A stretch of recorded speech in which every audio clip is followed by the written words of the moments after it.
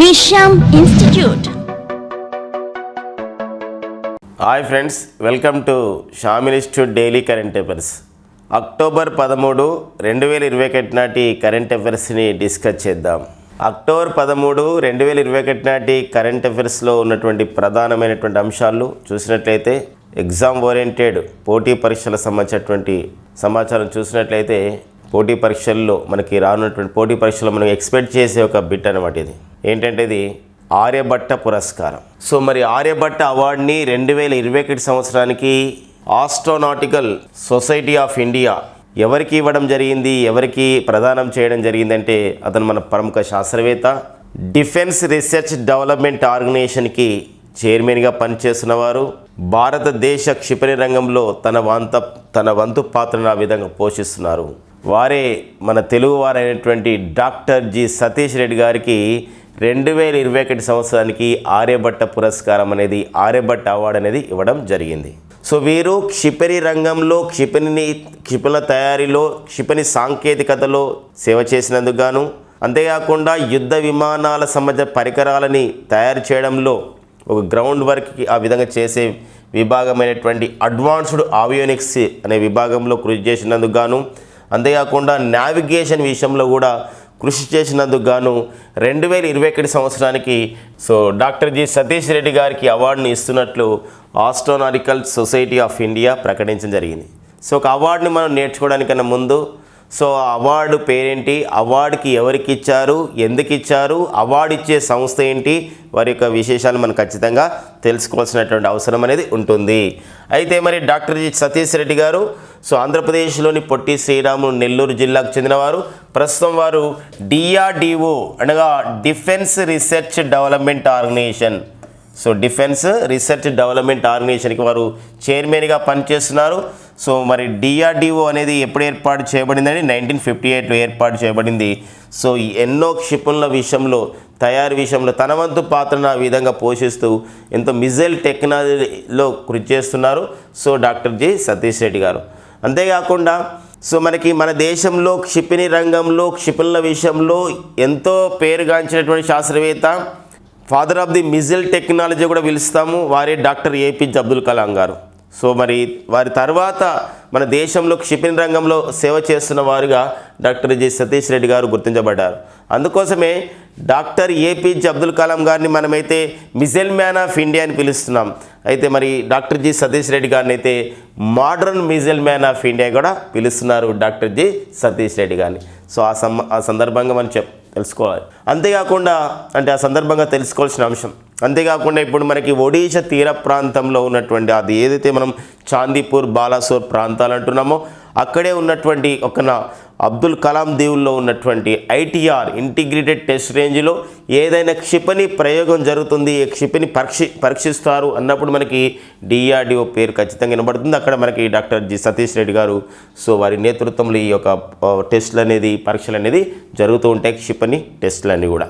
కాబట్టి ఈ సంబంధించినటువంటి పాయింట్స్ మనం చూసుకోవాల్సినటువంటి అవసరం ఉంటుంది. 2021 సంవత్సరానికి ఆర్యభట్ట పురస్కారాన్ని పొందినవారు, ఆర్యభట్ట అవార్డు పొందినవారు డాక్టర్ జి సతీష్ రెడ్డి గారు, DRDO చైర్మన్, ప్రముఖ శాస్త్రవేత్త. ఓకేనా, నెక్స్ట్ పాయింట్ చూద్దాం. ఇక నెక్స్ట్ అండి మనకి ఇది కూడా మనకు అవార్డు, సినిమా రంగంలో ఇచ్చే అవార్డు, సినిమా రంగంలో విశేష కృషి చేసినటువంటి బెంగాలీ దర్శకుడి పేరు పైన ఇచ్చే అవార్డు. అంతేకాకుండా ఆస్కార్ జీవిత సాఫల్య పురస్కారం పొందినటువంటి నటుడు అయినటువంటి సత్యజిత్ రే, అంటే దర్శకుడు, నటుడు, విభిన్న విభాగాలు, విభిన్న సినిమా రంగానికి ఎంతో కృషి చేసినటువంటి వ్యక్తి సత్యజిత్ రే గారు.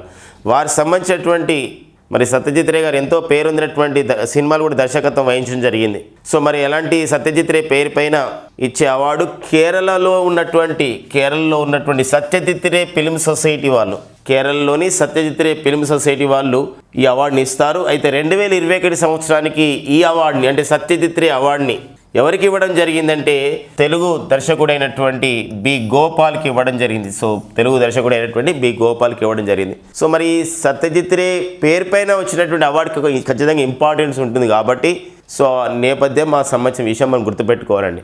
ఓకేనా ఫ్రెండ్స్. సో 2021 సంవత్సరానికి సత్యజిత్ రే అవార్డు 2021 పొందిన వారు ఎవరంటే B Gopal, Telugu film maker. So మరి ఈ అవార్డుని ఎవరు ఇస్తారన్నప్పుడు సత్యజిత్ రే ఫిల్మ్ సొసైటీ ఇస్తుంది. సో కేరళకు చెందింది. మరి ఎందుకు ఇచ్చారంటే ఇతను చలనచిత్ర రంగంలో కృషి చేస్తున్నారు. మరి చలనచిత్ర రంగంలో మరి తన యొక్క ఎన్నో సినిమాలు కూడా వారు నిర్మించడం జరిగింది. సో బి గోపాల్ గారు. ఓకేనా. ఇక నెక్స్ట్ అండి మనకి మరొక అంతర్జాతీయమైనటువంటి అంశం. సో భారత్కి అందులో ఇన్విటేషన్ రావడం జరిగింది. ఏమని ఇన్విటేషన్ రావడం జరిగిందంటే సో మీరు మా కూటమిలో మా సంబంధించినటువంటి ఒక కూటమిలో ఈ యొక్క గ్రూప్లో మీరు సభ్యదేశంగా చేరండి అని చెప్పేసి. సో ఇక్కడ ఏంటా కూటమి అంటే ఇంటర్నేషనల్ ఎనర్జీ ఏజెన్సీ అండి, అంతర్జాతీయ ఇంధన సంస్థ. మరి ఇది ఈ అంతర్జాతీయ ఇంధన సంస్థనే ఇంటర్నేషనల్ ఎనర్జీ ఏజెన్సీ. మరి ఇంటర్నేషనల్ ఎనర్జీ ఏజెన్సీలో చేయడం ద్వారా అసలు భారత్ అయితే ప్రస్తుతం మనకి ఇక్కడ అబ్జర్వర్ అంటే పరిశీలక దేశంగా కొనసాగుతుంది. సో వాళ్ళు ఇప్పుడు ఇన్వైట్ చేయడం జరిగింది. ఏమనంటే మా యొక్క సంబంధించిన ఇంటర్నేషనల్ ఎనర్జీ ఏజెన్సీలో చేరండి అని చెప్పేసి. సో మరి ఏంటి ఎందుకు ఇలాంటి అవకాశం వచ్చిందంటే మనకి ఇక్కడ మన ప్రపంచంలోనే ఎక్కువగా ఒక ఇంధనాన్ని వాడుతూ ఉన్నాం. ప్రపంచంలో ఎక్కువగా ఇంధనాన్ని వాడడంలో ఈ పెట్రోల్, డీజిల్ కానివ్వండి, క్రూడ్ ఆయిల్ ఇలాంటి వాడడంలో ప్రపంచంలో మనం 3వ స్థానంలో ఉన్నాం. Third largest energy consumer in the world that is our India. మన భారతదేశం అలా గుర్తించబడింది. అలాంటప్పుడు మరి ఎనర్జీ కన్జ్యూమేషన్ జరుగుతుంది, ఇక్కడ ఇంధన వినియోగం అని జరుగుతుంది, ముడి చమురు వినియోగం అని జరుగుతుంది, పెట్రోల్, డీజిల్ ఇవన్నీ కూడా వినియోగం జరుగుతున్న సందర్భంలోనే ప్రపంచమంతా ఇప్పుడు కర్బన ఉద్గారాల స్థాయిని తగ్గించుకోవాలి, శూన్య కర్బన ఉద్గారాల స్థాయికి చేరాలని చెప్పేసి ఉంది. అంతేకాకుండా ఇక్కడ ఒపెక్ లాంటి దేశాలు కూడా organization for the petrol export countries కానివ్వండి ఇలాంటి దేశాలన్నీ కూడా ఏంటంటే తన సంబంధించిన ముడి చమురు సంబంధించిన విషయంలో ఎన్నో ప్రణాళికలు సిద్ధం చేసుకుంటున్నాయి. అంతేకాకుండా ఐఈఏలో చేరడం ద్వారా ఎలాంటి బెనిఫిట్స్ ఉంటాయంటే సో ఖచ్చితంగా 90 రోజుల వరకు అంటే రానున్న 90 రోజుల వరకు నిల్వ చేసుకునే ఒక సామర్థ్యం ఉంటుంది ముడి చమురుని మన దగ్గర. కానీ ఒక సంబంధించినటువంటి కండిషన్ ఉంటుంది. ఎందుకోసం అంటే ఎవ్రీ ఇయర్ 10% కన్సంప్షన్ తగ్గించుకోవాలని చెప్పేసి. కన్సంప్షన్ అంటే యూసేజ్ తగ్గించుకోవాలి, అంటే ఈ ఇంధన వినియోగాన్ని తగ్గించుకోవాలి. మీరు 90 రోజుల వరకు నిల్వ చేసుకోవచ్చు, కానీ కండిషన్ మరొకటి ఏంటంటే మీరు ప్రతి సంవత్సరం ఒక కన్సంప్షన్ వినియోగాన్ని ఏదైతే మనం పెట్రోల్, డీజిల్ వాడుతున్నామో, ముడి చమురు వాడుతున్నామో వాటి వినియోగాన్ని 10% తగ్గించుకోవాలని చెప్పేసి. ఇది ఐఈఏ యొక్క ఒక షరతు ఉంటుందన్నమాట. మరి ఇలాంటి విషయంలో మరి భారత్ ఎలా స్పందిస్తుందో మనం చూడాలి. మరి 1974లో ఇంటర్నేషనల్ ఎనర్జీ ఏజెన్సీ 1974లో ఏర్పాటు చేయబడింది. ఇప్పుడు 30 సభ్య దేశాలు ఉన్నవి. మరి ఇది ఫ్రాన్స్ రాజధాని ప్యారిస్ కేంద్రంగా పనిచేస్తున్నటువంటి ఒక సంస్థ OECD ఆధ్వర్యంలో పనిచేస్తుంది. OECD అనగా organisation for the economic cooperation development అని చెప్పేసి అంటాం.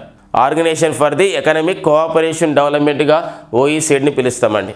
మరి మన 2017 నుండి మన భారత్ ఇందులో ఒక పరిశీలక దేశంగా ఉంది. ఇప్పుడు మనకి ఒక పూర్తికాల సభ్యత్వం ఉండడానికి సో మనకి ఏమైందంటే ఇక్కడ వాళ్ళు ఇన్విటేషన్ చేయడం జరిగింది మనకి. సో మరి భారత్ యొక్క స్పందన గురించి వెయిట్ చేస్తున్నారు అన్నమాట. కాబట్టి మనకి ఇది ఒక వార్తల్లో ఉన్నటువంటి సంస్థగా మనం గుర్తుపెట్టుకోవాల్సిన అవసరం ఉంటుంది. మరి ఇదే ఫ్రాన్స్ రాజధాని ప్యారిస్లో ఐఈఏతో పాటు ఇంటర్నేషనల్ ఎనర్జీ ఏజెన్సీతో పాటు మరికొన్ని సంస్థలు ఉన్నాయండి. ఏంటా సంస్థలు అంటే యునెస్కో అనే సంస్థ, united nations educational scientific cultural organization సంస్థ కూడా ఫ్రాన్స్ రాజధాని ప్యారిస్ కేంద్రంగానే పనిచేస్తుంది. అంతేకాకుండా FATF ఈ యొక్క వివిధ దేశాల విషయంలో ఉగ్రవాద సంబంధించినటువంటి మూలాలు కానివ్వండి, ఉగ్రవాదులకి ఫండ్స్ సమకూర్చడం కానివ్వండి, ఇలా మనీ లాండరింగ్ పాల్పోతున్నటువంటి సంస్థలని గుర్తించి వాటిపైన బ్లాక్ లిస్ట్ అండ్ గ్రే లిస్ట్ని ప్రకటించే ఒక సంస్థ 1989లో ఏర్పాటు చేయబడ్డ సంస్థ FATF financial action task force సంస్థ కూడా ఫ్రాన్స్ రాజధాని ప్యారిస్లో కలదండి. సో మరో అంశం ఈ సందర్భంగా మనం డిస్కస్ చేసుకోవాల్సిన అవసరం ఉంటుంది. ఇంటర్నేషనల్ ఎనర్జీ ఏజెన్సీ ఉంటుంది, మరొకటి ఏంటంటే ఇంటర్నేషనల్ అటామిక్ ఎనర్జీ ఏజెన్సీ ఉంటుంది. చిన్న డిఫరెన్స్ ఉంటుంది అంతే ఇక్కడ, అంటే అక్షరం ప్రకారం అయితే లెటర్ ప్రకారం చిన్న డిఫరెన్స్, కానీ ఇక్కడ సో ప్రధాన కార్యాలయాలు మళ్ళీ డిఫరెంట్గా ఉంటాయి. ఇంటర్నేషనల్ ఎనర్జీ ఏజెన్సీ వచ్చేసి ఫ్రాన్స్ రాజధాని ప్యారిస్లో ఉంటుంది. ఇంటర్నేషనల్ అటామిక్ ఎనర్జీ ఏజెన్సీ వచ్చేసి దీని ప్రధాన కార్యాలయము ఆస్ట్రియా రాజధాని వియన్నాలో ఉంటుంది. సో ఈ పాయింట్ కూడా మనం డిస్కస్ చేసుకోవాల్సిన అవసరం ఉంటుంది అనమాట, అంటే మనకు కన్ఫ్యూజన్ కాకుండా. ఓకేనండి, ఇది మనకి సో ఐఈఏ గురించి వచ్చినటువంటి సమాచారం అండి న్యూస్లో. ఓకే, నెక్స్ట్ పాయింట్ చూద్దాం. ఇక నెక్స్ట్ అండి మనకి world first self driving train, అంటే ఆటోమేటెడ్ ట్రైన్, అంటే ఎలాంటి డ్రైవర్ లేకుండా, ఎలాంటి లోకో పైలట్ లేకుండా సో సెల్ఫ్ డ్రైవింగ్ ఒక రిమోట్తో ఒక సిస్టంతో, ఆటోమేటెడ్ సిస్టంతో నడిచే ట్రైన్ని 2 సంస్థలు డ్యూచే బెహన్ అండ్ సీమెన్స్ ఈ 2 సంస్థలు తయారు చేయడం జరిగింది. సో హంబర్గ్ అనే ప్రాంతంలో, హంబర్గ్ అనే నగరంలో దీన్ని పరీక్షించడం జరిగింది. అది విజయవంతమైంది. ఆ ప్రాంతం ఎక్కడ ఉందంటే అది జర్మనీలో ఉంది. కాబట్టి ఒక గుర్తింపు అన్నమాట. ప్రపంచంలోనే సెల్ఫ్ డ్రైవింగ్తో ఒక నడిచినటువంటి తొలి ట్రైన్, అంటే సెల్ఫ్ డ్రైవింగ్ అంటే తనంతా తను నడుస్తుంది, రిమోట్తో నడుస్తుంది, ఆటోమేటెడ్గా నడుస్తుంది, ఎలాంటి లోకో పైలట్స్ లేకుండా, డ్రైవర్ లేకుండా నడిచే ఒక ట్రైనే ఈ యొక్క జర్మనీ దేశం పరీక్షించడం జరిగింది. ఆ రెండు సంస్థలు కలిసి పరీక్షించడం జరిగింది. ఏ నగరంలో అంటే హంబర్గ్లో. కాబట్టి ఈ పాయింట్ మనకు వెరీ వెరీ ఇంపార్టెంట్. ఇది ఒక ఫస్ట్ ఆఫ్ ఇట్స్ కైండ్, తొలిసారిగా జరిగిన విషయం. గతంలో కూడా మనకి కాంపిటేటివ్ ఎగ్జామ్లో ఇలాంటివి ఇవ్వడం జరిగింది జర్మన్ సంబంధించిన విషయంలో. ఏంటి ఆ సంబంధించిన విషయం ఏంటంటే ప్రపంచంలోనే హైడ్రోజన్ ఇంధనంతో ఒక ట్రైన్ని, ఒక రైలుని విజయవంతంగా పరీక్షించినటువంటి దేశం ఏదన్నాడు, దట్ ఈజ్ జర్మనీ అండి. ఇది మనకు సింగిల్ ఒక సెంటెన్స్లో ఉన్నటువంటి క్వశ్చన్ ఏంటి అంటే ప్రపంచంలోనే హైడ్రోజన్ ఇంధనంతో లేదా హైడ్రోజన్ ఇంధనంతో నడిపిన రైలు ఏ దేశం వాళ్ళు విజయవంతంగా పరీక్షించడం జరిగిందంటే జర్మనీ దేశం వాళ్ళు విజయవంతంగా పరీక్షించడం జరిగింది. సో ఆ నేపథ్యం చూసుకోవాలండి.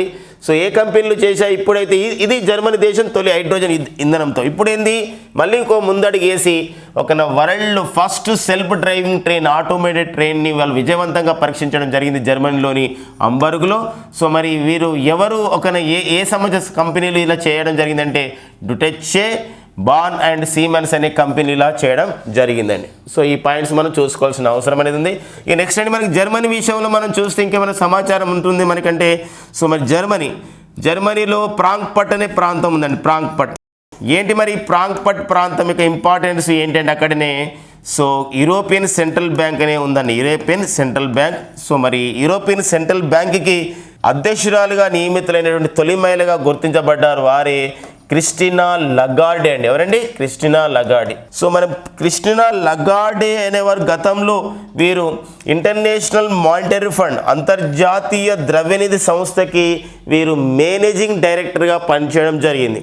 మరి అంతర్జాతీయ ద్రవ్యనిధి సంస్థ మేనేజింగ్ డైరెక్టర్గా పనిచేసి పదవి విరమణ చేసి మళ్ళీ యూరోపియన్ సెంట్రల్ బ్యాంక్కి సో వాళ్ళు ప్రెసిడెంట్ కావడం జరిగింది. సో వారే క్రిస్టినా లగార్డే. ఇక్కడ రెండు అంశాల్లో కూడా ఇక్కడ పర్సన్స్ ఇన్ ద న్యూస్గా ఉంటున్నారు. ఇక్కడ ప్రథమలో విషయంలో ఫస్ట్ పర్సన్స్లో ఇంటర్నేషనల్ మానిటరీ ఫండ్కి మేనేజింగ్ డైరెక్టర్గా పనిచేసినటువంటి తొలి మహిళ క్రిస్టినా లగార్డే, యూరోపియన్ సెంట్రల్ బ్యాంక్కి ప్రస్తుతము అధ్యక్షురాలుగా పనిచేస్తున్నటువంటి తొలి మహిళ కూడా క్రిస్టినా లగార్డే అనే అంశం. మరి ఐఎంఎఫ్ విషయం చూసినట్లయితే ఇది వాషింగ్టన్ డీసీ కేంద్రంగా పనిచేస్తుంది. ఇంటర్నేషనల్ మానిటరీ ఫండ్, అంతర్జాతీయ ద్రవ్యనిధి సంస్థ. ప్రజెంట్ ఐఎంఎఫ్కు రెండో మహిళ ఇక్కడ ఎండీగా పనిచేస్తున్నారు. ఆమెనే క్రిస్టలీనా జార్జివా. సో ఈ ఒక సంబంధించిన సమాచారాన్ని బేస్ చేసుకొని మనం డిస్కస్ చేస్తున్నటువంటి అంశాలండి. మరి ఇక్కడ వరల్డ్లోనే ఫస్ట్ సెల్ఫ్ డ్రైవింగ్ ట్రైన్ని జర్మనీ విజయవంతంగా పరీక్షించింది.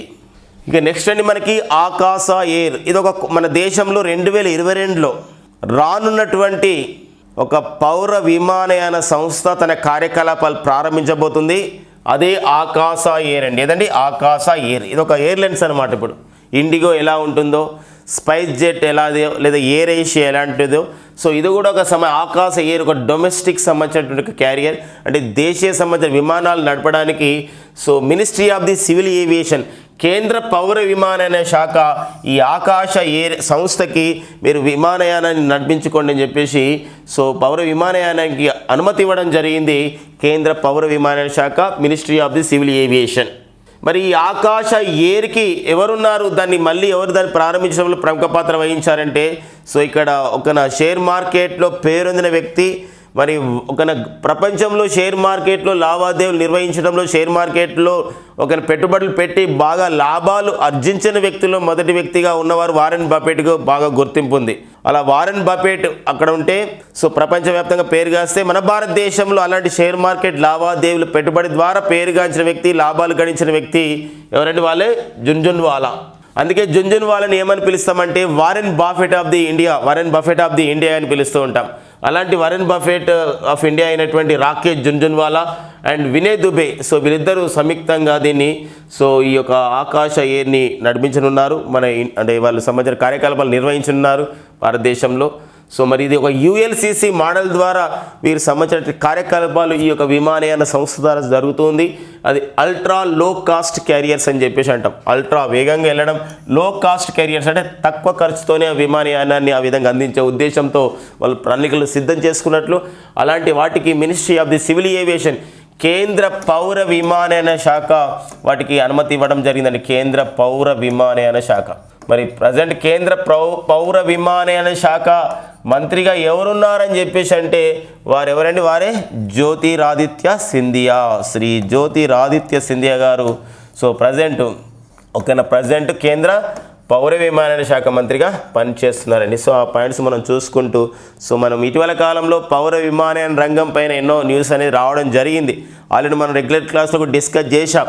సో ఏంటంటే ఇక్కడ ఏదైతే ఎయిర్ ఇండియా సంస్థ ఉందో, భారత విమానయాన సంస్థ, ప్రభుత్వ విమానయాన సంస్థ ఎయిర్ ఇండియా సంస్థ ఉందో, మరి ఆ ఎయిర్ ఇండియా సంస్థకు సంబంధించిన మొత్తం కూడా కొనుగోలు ఒప్పందం అనేది జరిగింది. సో మరి టాటా సన్స్ వాళ్ళు, టాటా గ్రూప్ వాళ్ళు, సో మరి టాటా సన్స్ వాళ్ళు 18,000 కోట్లకి ఆ విధంగా బిడ్డు దాఖలు చేసి ఎయిర్ ఇండియాను తమ సొంతం చేసుకోవడం అనేది జరిగింది. అలాంటి అంశం. అంతేకాకుండా మరి భారతదేశంలో ఇలా లో కాస్ట్ క్యారియర్స్ని అంటే తక్కువ ఖర్చుతో పౌర విమానయాన్ని అందించాలి. భారతదేశంలో మరి పౌర విమానయాన రంగంలో మౌలిక సదుపాయాల కల్పన చేయడం, మరి నూతన విమానాశ్రయాలను ఏర్పాటు చేయడం అనే ఒక ప్రధానమైన అంశంతోనే భారత ప్రభుత్వం 2017లో ఒక కార్యక్రమాన్ని ప్రారంభించడం జరిగింది. ఆ కార్యక్రమమే ఏంటంటే కేంద్ర ప్రభుత్వ కార్యక్రమమే ఉడాన్ అంటామండి. ఉడాన్ ఆర్సిఎస్ అని చెప్పేసి అంటున్నాం. ఏంటి ఉడాన్ అని చెప్పేసి అంటే ఇక్కడ ఈ ఆర్సిఎస్ అంటే రీజనల్ కనెక్టివిటీ స్కీమ్, అంటే ప్రాంతీయ అనుసంధానమైన పథకం. అంటే ప్రాంతాల మధ్య పౌర విమానయానాన్ని ఆ విధంగా పెంపొందించడం, ప్రాంతాల మధ్య పౌర విమానయానం పెంపొందించడంలో మరి అతి తక్కువ ధరకి ఆ విధంగా విమాన టికెట్లను ఆ విధంగా అందుబాటులోకి తెచ్చి అందరినీ కూడా విమానయానం వైపు ఆ విధంగా దృష్టిని మళ్లించడం, ఇలాంటి ఒక సంబంధించిన అంశంతోనే మరి ఈ ఉడాన్ ఆర్సిఎస్ అనే కార్యక్రమాన్ని కేంద్ర ప్రభుత్వం ప్రారంభించింది. ఉడాన్ అనగా ఉడే దేశ్ కా హమ్ నాగరిక్ అని చెప్పేసి ఒక అబ్రివేషన్ దానికి ఉంటుందండి. ఉడాన్ అంటే ఏంటి? ఉడే దేశ్ కా హమ్ నాగరిక్. ఆర్సిఎస్ అంటే ఇక్కడ ఏంటంటే రీజనల్ కనెక్టివిటీ స్కీమ్ అండి. సో ఇది మనం తెలుసుకోవాల్సిన అంశం ఉంది. సో ఇటీవల కాలంలో కర్నూలు జిల్లాలోని ఓర్వకల్లులో సో మరి విమానాశ్రయంను ప్రారంభించడం జరిగింది. దానికి సో కొత్తగా ఒక పేరు పెట్టడం జరిగింది. కర్నూలు జిల్లాలోని ఓర్వకల్లులో ఉన్నటువంటి ఒక విమానాశ్రయానికి. అదే ఏంటంటే ఉయ్యాలవాడ నరసింహారెడ్డి విమానాశ్రయం ఎక్కడ కలదంటే అది కర్నూలులోని ఓర్వకల్లులో ఉన్నటువంటి అంశం. సో ఇలాంటి సంబంధించినటువంటి సమాచారాన్ని మనం తెలుసుకోవాల్సిన అవసరం ఉంటుందండి. కాంపిటేటివ్ ఎగ్జామ్స్ పరంగా ఒక్కోసారి అడుగుతాడు, ఇటీవల కాలంలో వార్తలు ఉన్న ఆకాశ ఎయిర్ అనేది ఏంటంటే భారతదేశంలో త్వరలో పౌర విమానయాన సేవలు అందించడానికి కేంద్ర పౌర విమానయాన శాఖ ఆమోదించబడ్డటువంటి నూతన పౌర విమానయాన సంబంధించిన కంపెనీనే, ఒక సంస్థని ఆకాశ ఎయిర్. ఓకేనండి. ఇక నెక్స్ట్ అండి మనకి భారత్ పే. సో మరి భారత్ పే యొక్క ఇంపార్టెన్స్ మనకు ఉందండి. ఇది మన భారతదేశంలోనే ఒక లీడింగ్ ఫైనాన్షియల్ టెక్నాలజీ కంపెనీ. ఆర్థిక సేవల్ని అందిస్తుంది, ఆర్థిక సాంకేతిక సేవలను అందిస్తున్నటువంటి సంస్థనే so India's leading financial technology or fintech company Bharat Pe. మన డిజిటల్ లావాదేవీలు కూడా చూస్తాం. ఇలాంటి భారత్ పే సంస్థకి నూతన చైర్మన్గా నియమితులు కావడం జరిగింది రజనీష్ కుమార్ అండి. రజనీష్ కుమార్ మనకు తరచుగా వార్తల్లో వస్తున్నారు. వీరు స్టేట్ బ్యాంక్ ఆఫ్ ఇండియాకి గతంలో చైర్మన్గా పనిచేయడం జరిగింది. అంతేకాకుండా ప్రజెంట్ అయితే ఆంధ్రప్రదేశ్ రాష్ట్ర ప్రభుత్వానికి ఆర్థిక సలహాదారుగా, ఎకనామిక్ అడ్వైజర్గా పనిచేస్తున్న వారు కూడా ఎవరు అంటే వారే రజనీష్ కుమార్. అంతేకాకుండా ఇటీవల కాలంలో తన ఈ యొక్క స్టేట్ బ్యాంక్ ఆఫ్ ఇండియాలో వివిధ హోదాల్లో 1980లో ఒక ప్రొబేషన్ ఆఫీసర్గా చేరి వివిధ హోదాల్లో పనిచేస్తూ మరి స్టేట్ బ్యాంక్ ఆఫ్ ఇండియాలో అత్యున్నతమైనటువంటి పదవి చైర్మన్ పదవి కూడా వెళ్ళడం జరిగింది. వెళ్ళి తన యొక్క అనుభవాలతో ఒక పుస్తకం రాయడం జరిగింది. ఆ పుస్తకమే the custodian of the trust. ఆ పుస్తకాన్ని కూడా విడుదల చేయడం జరిగింది. The custodian of the trust అతనే ఎవరండి? రజనీష్ కుమార్. సో వారు మళ్ళీ ఇప్పుడు భారత్ పే అనే సంస్థకి చైర్మన్గా నియమితులు కావడం జరిగింది. ఇతనే మరి X chairman of the SBI అయినటువంటి రజనీష్ కుమార్. మరి అతను ఎస్బీఐకి మాజీ చైర్మన్గా ఉన్నారు రజనీష్ కుమార్. అయితే ప్రజెంట్ మరి స్టేట్ బ్యాంక్ ఆఫ్ ఇండియాకి మరి చైర్మన్గా పనిచేస్తున్న వారే ఎవరు అంటే వారే దినేష్ కుమార్ ఖరే అండి. Dinesh Kumar Khara present State Bank of ఇండియాకి చైర్మన్గా పనిచేస్తున్నారు. మరి State Bank of India 1955 July 1న ఏర్పాటు చేయబడ్డ సంస్థ. దీని యొక్క పాత పేరు ఇంపీరియల్ బ్యాంక్ ఆఫ్ ఇండియాగా ఉంది. సో మరి స్టేట్ బ్యాంక్ ఆఫ్ ఇండియా ప్రధాన కార్యాలయం అనేది ముంబైలో ఉంది. కాబట్టి ఒక్కోసారి ఇతని పైన చాలా ఇంపార్టెన్స్ ఉంది, కొన్ని సంబంధించినటువంటి కాలంగా అతను వార్తల్లో ఉంటున్నాడు కాబట్టి అడగడానికి ఉంటుంది. ఈ క్రింది వాళ్ళలో రజనీష్ కుమార్ గురించి సరికానిది సరైనది అన్నప్పుడు రజనీష్ కుమార్ గారు స్టేట్ బ్యాంక్ ఆఫ్ ఇండియాకి చైర్మన్గా పనిచేశారు. రజనీష్ కుమార్ గారు స్టేట్ బ్యాంక్ ఆఫ్ ఇండియాలో 40 సంవత్సరాల పాటు పనిచేశారు. అయితే రజనీష్ కుమార్ గారు ఇటీవల ఏ రాష్ట్రానికి ఒక ఆర్థిక సలహాదారుగా నియమితులు కావడం జరిగిందంటే ఆంధ్రప్రదేశ్ రాష్ట్ర ప్రభుత్వ ఆర్థిక సలహాదారుగా నియమితులు కావడం జరిగింది. అంతేకాకుండా ఇటీవల కాలంలో అతను రాసినటువంటి పుస్తకం the custodian of the trust పుస్తక రచయిత ఎవరండి? రజనీష్ కుమార్. అండ్ భారత్ పే అనే సంస్థకు మన India's leading financial technology company fintech company అయినటువంటి భారత్ పేకు అతను నూతన చైర్మన్గా నియమితులు కావడం జరిగింది. సో అలాంటి సంబంధించిన కాన్సెప్ట్స్ చూసుకోవాలండి. అండ్ నెక్స్ట్ అండి మనకి అలెగ్జాండర్ స్కలెన్బర్గ్. సో ఎవరి అలెగ్జాండర్ స్కలెన్బర్గ్ ఎవరు అంటే వీరు ఆస్ట్రియా దేశానికి సెబాస్టియన్ కుర్జ్ స్థానంలో నూతన ఛాన్సలర్గా నియమితులు కావడం జరిగింది. ఆస్ట్రియా దేశానికి అతనే ఎవరంటే అలెగ్జాండర్ స్కలెన్బర్గ్ అండి. సో మన దగ్గర అయితే మనం ప్రధానమంత్రి అని చెప్పేసి అంటే మన దేశానికి ప్రధానమంత్రిగా పిలుస్తుంటాం. అదే ప్రధానమంత్రి పోస్టుతో సరైనటువంటి పోస్టులు కొన్ని దేశంలో అలాంటి డిజిగ్నేషన్స్ని ఛాన్సలర్గా పిలుస్తాం. ఇప్పుడు జర్మనీలో చూడండి ఛాన్సలర్ అనే పదవి ఉంటుంది. సో మరి ఇక్కడ అదేవిధంగా ఆస్ట్రియా దేశంలో కూడా ఛాన్సలర్ అనే పదం ఉంటుంది రాజకీయంగా. అలాంటి ఆస్ట్రియా దేశానికి నూతన ఛాన్సలర్గా నియమితులైన వారే అలెగ్జాండర్ స్కలెన్బర్గ్ అండి. సో ఎవరి స్థానంలో వచ్చాడు? సెబాస్టియన్ కుర్జ్ స్థానంలో వచ్చాడు. అవినీతి ఆరోపణలతో ఇటీవల తను రాజీనామా చేయడం జరిగింది సెబాస్టియన్ కుర్జ్. వారి స్థానంలో వచ్చిన వారే అలెగ్జాండర్ స్కలెన్బర్గ్ అండి. మరి ఆస్ట్రియా రాజధాని వచ్చేసి వియన్నా. సో మరి వియన్నా కేంద్రంగా మనకి సంస్థ ఉన్నది చెప్పుకున్నాం ఈ సంబంధించినటువంటి సెషన్లోనే. ఇంటర్నేషనల్ అటామిక్ ఎనర్జీ ఏజెన్సీ అనే సంస్థ ప్రధాన కార్యాలయం ఎక్కడుందంటే వియన్నా కేంద్రంగా పనిచేస్తుందండి. ఇది మనకి ఆస్ట్రియా విషయంలో ఆస్ట్రియాకి నూతన ఛాన్సలర్ విషయంలో డిస్కస్ చేస్తున్న అంశం. ఇక నెక్స్ట్ పాయింట్ ఫ్రెండ్స్ మనకి national tigers conservation authority NTCA చేత ఒక విషయం ప్రకటించబడింది. దేశంలో మరో టైగరిజం ఏర్పాటు చేస్తున్నట్టు ప్రకటించడం జరిగింది. ఛత్తీస్గఢ్ అండ్ మధ్యప్రదేశ్ సరిహద్దులో ఉన్నటువంటి Guru Ghasidas national park and Tamor Pingla wild life సాంక్చురీస్ని కలుపుకొని ఒక నేషనల్ టైగర్ రిజర్వ్ ఉన్న విధంగా ఏర్పాటు చేస్తున్నట్లు వన్యప్రాణి సంరక్షణ చట్టం 1972లోని 38వ సెక్షన్లో ఉన్నటువంటి 5(1) సంబంధించినటువంటి క్లాస్ ప్రకారం Guru Ghasidas national park and Tamor Pingla wild life సాంక్చురీస్ని కలుపుకొని ఏం చేస్తున్నారు? ఒక దేశంలో మరో టైగర్ రిజర్వ్ని ఏర్పాటు చేస్తున్నట్లు so national tigers conservation authority ప్రకటించడం జరిగింది. దీనితో ఛత్తీస్గఢ్లో ఇది ఏర్పాటు చేయబోతున్నటువంటి ఎన్నవ టైగర్ రిజర్వ్గా గుర్తించబడబోతుంది అంటే 4వ టైగర్ రిజర్వ్గా గుర్తించబడబోతుంది. గతంలో ఉన్నటువంటి Udanti, Sitanadi and Achanakmar and Indravati. So మరి ఈ 3 టైగర్ రిజర్వ్ల తర్వాత ఛత్తీస్గఢ్లో కొత్తగా ఏర్పాటు చేయబోయే 4వ టైగర్ రిజర్వే Guru Ghasidas national park and Tamor Pingla wild life sanctuary అని చెప్పేసి గుర్తుపెట్టుకోండి. సో ఇది ఛత్తీస్గఢ్లో ఏర్పాటు చేయబోతున్నారు. మరో అంశం మనం గమనించినట్లయితే దేశంలో మరి ఏర్పాటు చేయబడ్డ 50వ టైగర్ రిజర్వ్ అయితే అది అరుణాచల్ ప్రదేశ్లోని కంబ్లాంగ్ టైగర్ రిజర్వ్ కాగా, దేశంలో ఏర్పాటు చేసినటువంటి 51వ టైగర్ రిజర్వ్ అయితే అది Srivilliputhur Meghamalai tiger reserve కాగా, Srivilliputhur Meghamalai tiger reserve ఎక్కడండి? ఇది తమిళనాడులో కాగా. మరి 52వ టైగర్ రిజర్వ్ రామ్గర్ విష్దాని, రాజస్థాన్లోని రామ్గర్ విష్దాని 52వ టైగర్ రిజర్వ్ కాగా, దీని తర్వాత ఏర్పాటు చేయబోతున్నటువంటి 53వ టైగర్ రిజర్వే Guru Ghasidas national park and Tamor Pingla wild life sanctuary. ఇది 53వ టైగర్ రిజర్వ్ గుర్తించబడబోతుంది. ఏ రాష్ట్రంకి చెందింది? ఛత్తీస్గఢ్లో.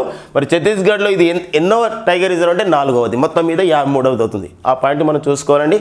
సో ఏ సెక్షన్ ప్రకారం, ఏ యాక్ట్ ప్రకారం, ఏ చట్టం ప్రకారం ఏర్పాటు చేస్తున్నారు కూడా ఇంపార్టెంట్.